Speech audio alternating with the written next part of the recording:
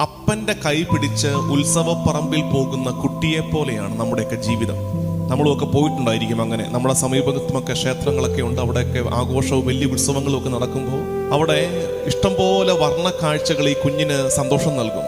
നെറ്റിപ്പട്ടം കിട്ടിയ കൊമ്പനാനകൾ അവനെ സന്തോഷിപ്പിക്കും. വാദ്യഘോഷങ്ങൾ അവന് ആനന്ദം നൽകും. മിഠായി കച്ചവടക്കാരുടെ പല വർണ്ണത്തിലുള്ള മിഠായികൾ അവനെ സന്തോഷിപ്പിക്കും.